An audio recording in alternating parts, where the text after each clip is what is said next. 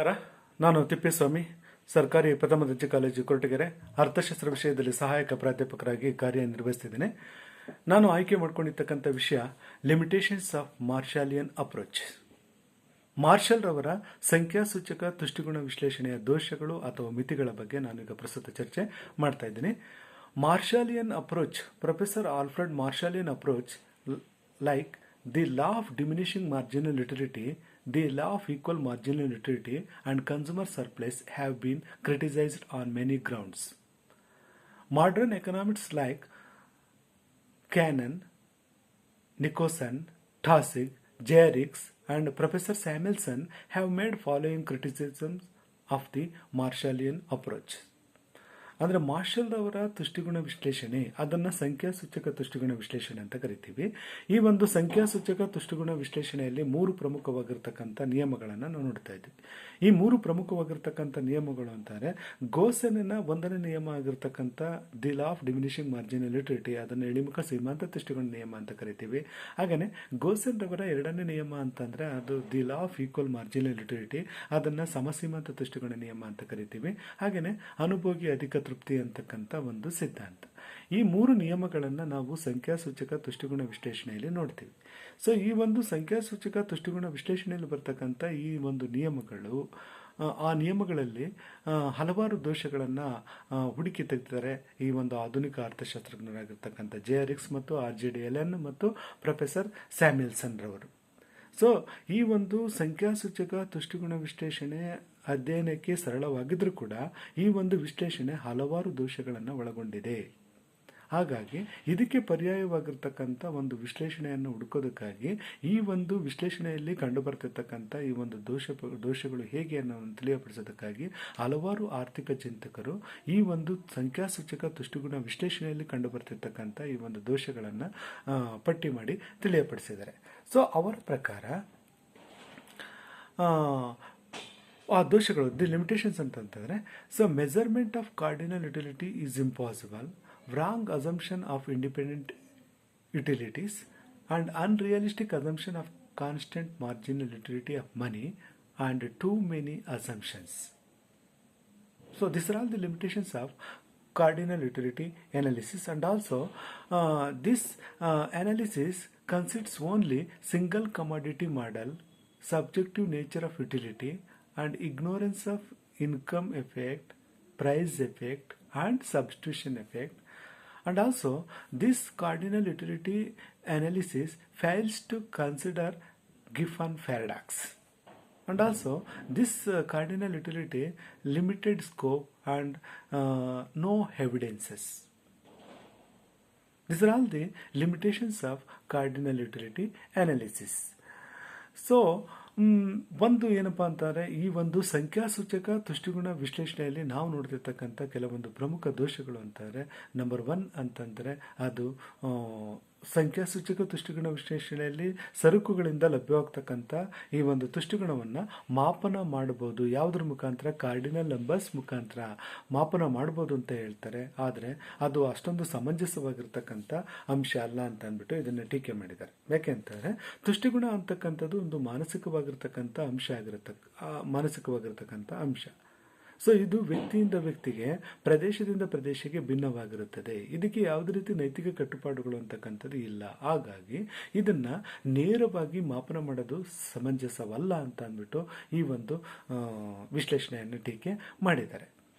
ಹಾಗೆಯೇ ಇದು ಒಂದು ಏನಪ್ಪ ಅಂದರೆ ಹಣದ ಸೀಮಾಂತ ತುಷ್ಟಿಗುಣ ಏನಾಗಿರುತ್ತೆ, ಸ್ಥಿರವಾಗಿರುತ್ತೆ ಅಂತಕ್ಕಂಥ ಒಂದು ಕಲ್ಪನೆಯನ್ನು ಮಾಡ್ಕೊಂಡಿದ್ದಾರೆ.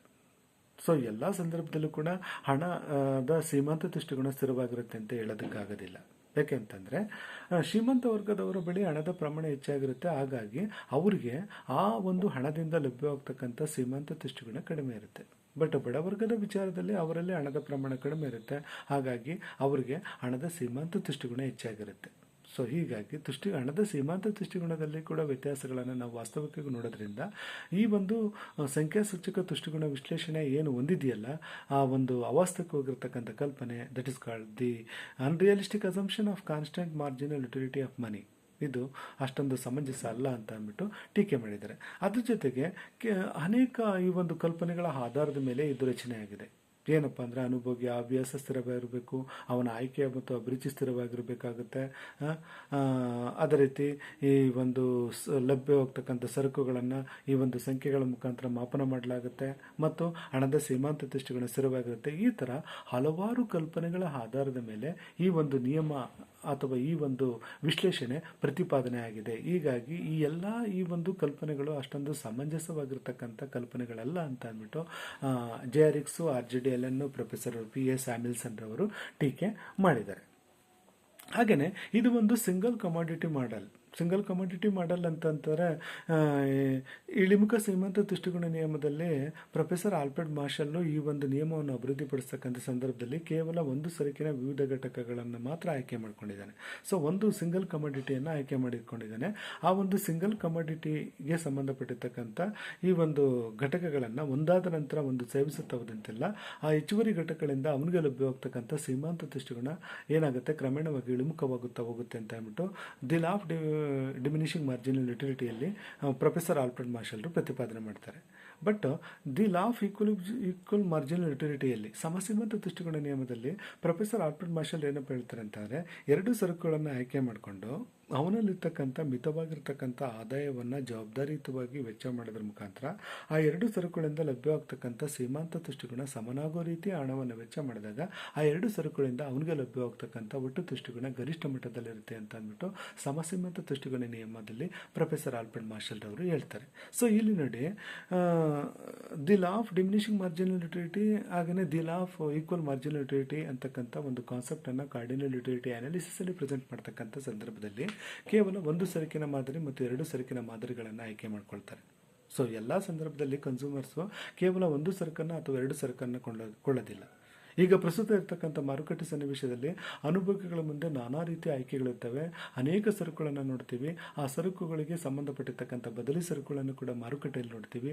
ಸೊ ಈ ಒಂದು ಸನ್ನಿವೇಶದಲ್ಲಿ ಈ ಥರ ಡಿಮಿನಿಷಿಂಗ್ ಮಾರ್ಜಿನಲ್ ಯುಟಿಲಿಟಿ ಅಥವಾ ಈ ಒಂದು ಈಕ್ವಲ್ ಮಾರ್ಜಿನಲ್ ಯುಟಿಲಿಟಿಯನ್ನು ಎಕ್ಸ್ಪೆಕ್ಟ್ ಮಾಡೋದಕ್ಕೆ ಸಾಧ್ಯ ಇಲ್ಲ ಅಂತ ಹೇಳ್ಬಿಟ್ಟು ಈ ಒಂದು ಇದನ್ನು ಟೀಕೆ ಮಾಡಿದ್ದಾರೆ. ಹಾಗೆಯೇ ignorance of income effect, price effect and substitution effect ಅಂದರೆ ಆದಾಯದಲ್ಲಿ ಬದಲಾವಣೆ ಆದಂಥ ಸಂದರ್ಭದಲ್ಲಿ ಅನುಭೋಗಿಯ ಸಮತೋಲನ ಹೇಗೆ ಆಗುತ್ತೆ, ಬೆಲೆಯಲ್ಲಿ ಬದಲಾವಣೆ ಆದಂಥ ಸಂದರ್ಭದಲ್ಲಿ ಅನುಭೋಗಿಯ ಹೊಸ ಸಮತೋಲನ ಹೇಗೆ ನಿರ್ಧಾರ ಆಗುತ್ತೆ, ಅದೇ ರೀತಿ ಈ ಒಂದು ಪ್ರತಿನಿಧಾನ ಪರಿಣಾಮದಿಂದ ಅನುಭೋಗಿಯ ಸಮತೋಲನ ಹೇಗೆ ಬದಲಾವಣೆ ಆಗುತ್ತೆ, ಈ ಒಂದು ವಿಚಾರಗಳನ್ನು ಪ್ರತಿಪಾದನೆ ಮಾಡ್ತಕ್ಕಂಥ ಸಂದರ್ಭದಲ್ಲಿ ಈ ಒಂದು ಸಂಖ್ಯಾಸೂಚಕ ದೃಷ್ಟಿಕೋನ ವಿಶ್ಲೇಷಣೆ ವಿಫಲವಾಗಿದೆ ಅಂತ ಅಂದ್ಬಿಟ್ಟು ಇಕ್ಸ್ ಮತ್ತು ಈ RJD LN ಅವರು ಟೀಕೆ ಮಾಡಿದ್ದಾರೆ.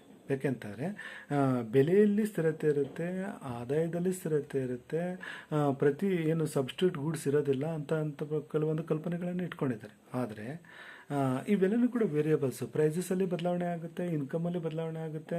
ಅದೇ ರೀತಿ ಈ ಒಂದು ಅನುಭೋಗಿ ಯಾವಾಗಲೂ ಕೂಡ ಒಂದು ಸರಕನ್ನು ಇನ್ನೊಂದು ಸರಕ್ಕೆ ಬದಲಾಯಿಸ್ತಕ್ಕಂಥ ಒಂದು ಸನ್ನಿವೇಶ ಅವನಿಗೆ ಬರುತ್ತೆ. ಸೊ ಈ ಥರ ಬದಲಾವಣೆಗಳಿಂದಾಗಿ ಅನುಭೋಗಿಯ ಸಮತೋಲನದಲ್ಲಿ ಯಾವ ರೀತಿ ಬದಲಾವಣೆಗಳಾಗ್ತವೆ ಅನ್ನೋದನ್ನು ವಿವರಿಸುವಲ್ಲಿ ಈ ಒಂದು ವಿಶ್ಲೇಷಣೆ ವಿಫಲವಾಗಿದೆ ಅಂತ ಹೇಳ್ತಾರೆ. ಇವರು ಈಕ್ಲಿಬ್ರಿಯಂ ಎಲ್ಲಿ ಸಾಧ್ಯ ಆಗುತ್ತೆ ಅಂತ ಹೇಳ್ತಾರೆ ಅಂತ ಅಂದರೆ, ಸೀಮಾಂತ ದೃಷ್ಟಿಕೋನ 0 ಆಗಿದ್ದಾಗ ಒಟ್ಟು ದೃಷ್ಟಿಕೋನ ಗರಿಷ್ಠ ಮಟ್ಟದಲ್ಲಿರುತ್ತೆ. ಎಲ್ಲಿ the law of diminishing marginal ಯುಟಿಲಿಟಿಯಲ್ಲಿ.